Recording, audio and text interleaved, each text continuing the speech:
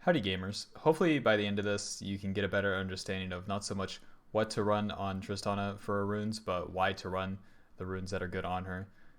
So starting off, the really only viable Keystones options for Tristana are Press the Attack, Lethal Tempo, and potentially I guess Hella Blades. Um, but I think the only useful one is really going to be Press the Attack. Press the Attack gives you access to more damage and synergizes perfectly with how her kit wants to play out, giving her bonus damage on 3 autos and then also amplifying her damage afterwards, therefore amplifying her E damage, her ult damage, and then the rest of the DPS that she has to follow.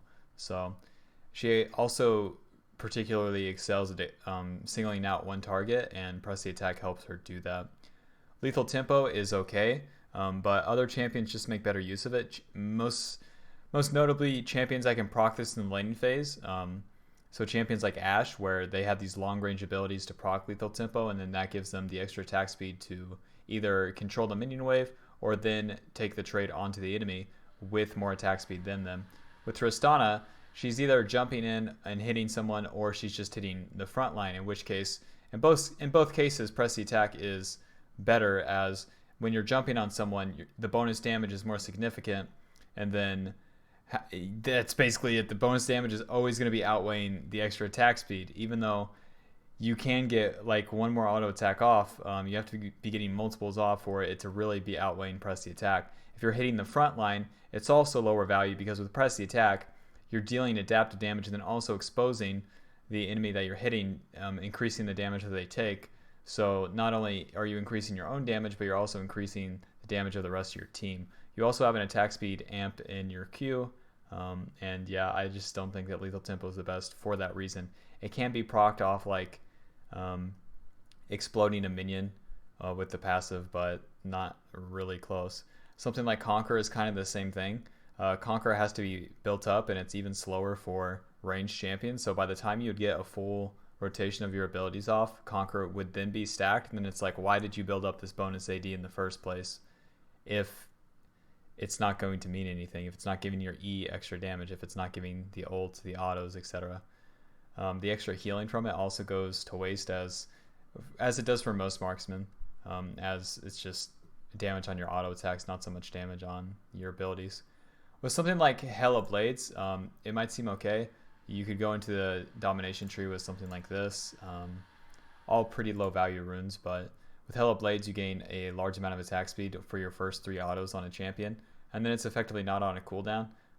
With Tristana though, in the laning phase, it's really hard to initiate a trade without simply jumping on the enemy champion, and if you do, you're going to get the auto trade anyways, in which case Hella Blade loses its values.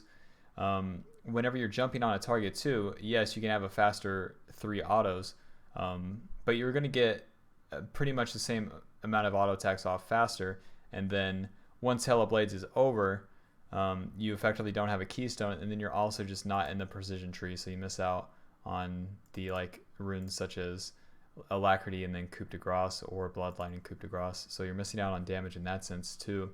Then you're also missing out on the exposed damage that Press the Attack offers, which is going to be increasing your damage after your initial 3 autos, and then also the damage from the rest of your team, but in the laning phase it would just be your support. So I really don't see Hella Blades being that good.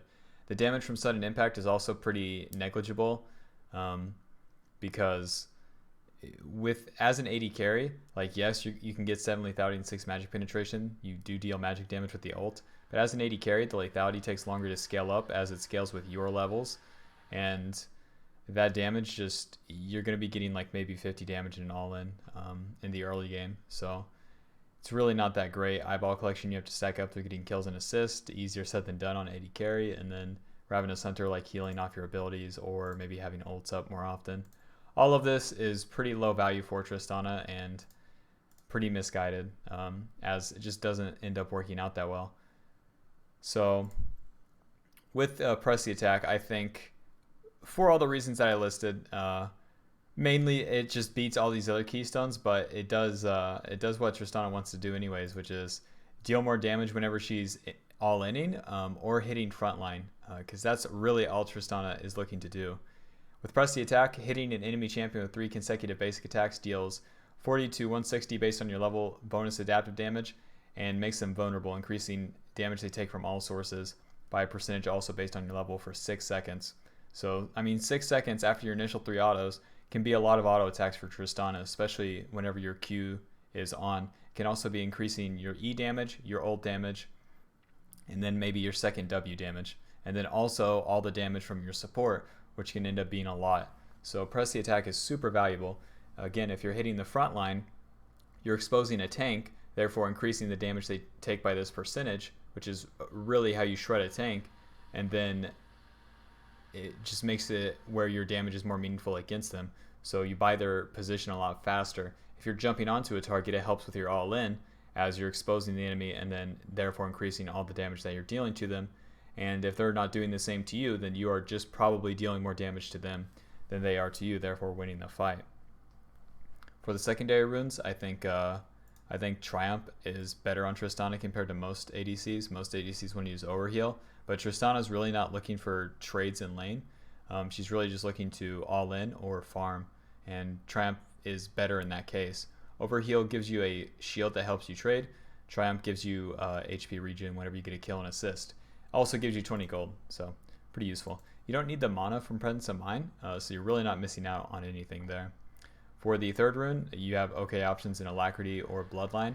I think you should go with Bloodline. It's just way, way, way valuable as a rune, especially with Tristana since she's weaker than most AD carries and in most lanes, levels like 1 to 4. Going Doran Shield is probably going to be your go-to. Survive the early game, come back to lane with a BF sword, and then that's when you all in. Bloodline is going to give you the lifesteal that Doran's Blade would, about on that time that you would start all-inning the enemy. And missing out on the attack speed, you're not going to miss it. Only ADCs that like hyper carries really want to use this attack speed. Tristana, the extra healing is going to go a lot further, especially where you're a champion that wants to jump in and then potentially take some damage before getting a kill and then jumping out. For the fourth rune, your best option is going to be Coup de Grace, something like Cut Down. You're going to already be dealing enough damage to tanks with Press the Attack. If you are against like 4 or 5 tanks, sure, consider running Cut Down, especially if your job as Tristana is just going to be to hit the front line. Cut Down's not a terrible rune, but in most cases, Coup de Grace is going to be outweighing it. Coup de Grace is going to be giving you more damage against squishier targets and then also helping you just finish off any target that you're hitting.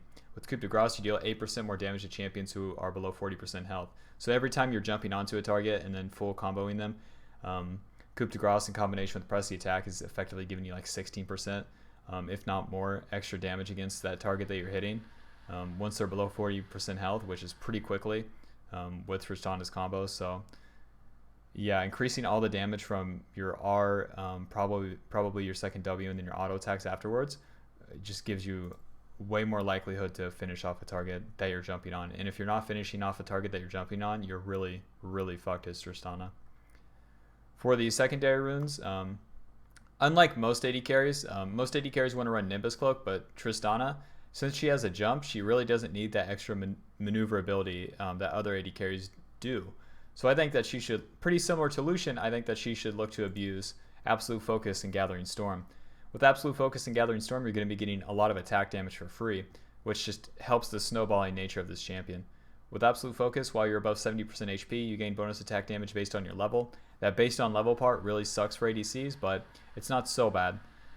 With Gathering Storm, you gain attack damage every 10 minutes. Most games you're going to be sitting on the 14 AD offered at 20.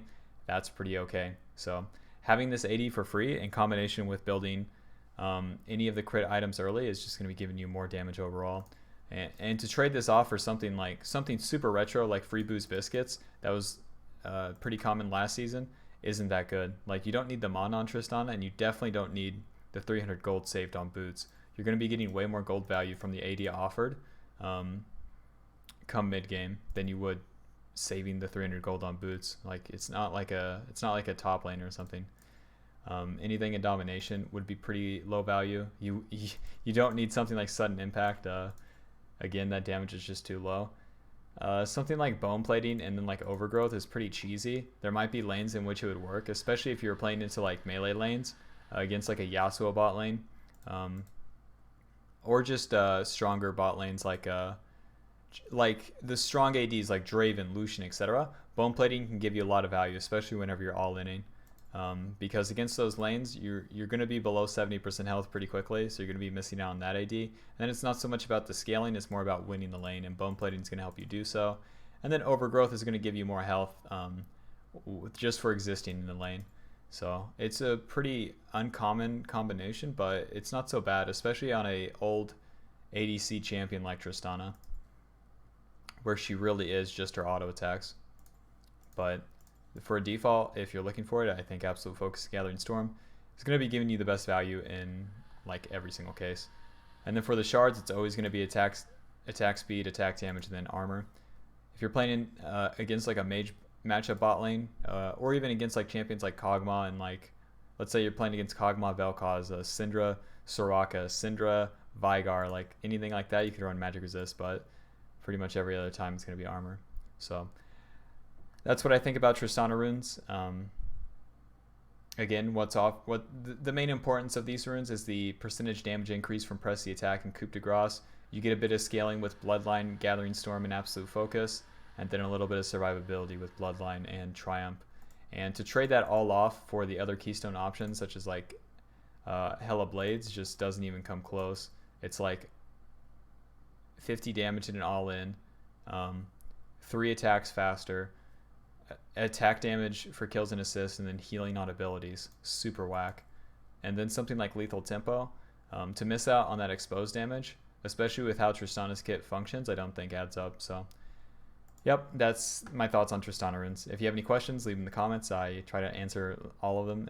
If this video helped you, leaving a like on the video helps me. You can also subscribe. It's just League of Legends content on here. And twitch.tv/SorryNelson, links in the description. Check out some gameplay. I'm usually playing Phil on stream. But hopefully, as the season progresses, I can finally fucking play on my main. Like, how many months in it was just like, well, yeah, ranks up, but is it really up, you know? Tristana, great chance.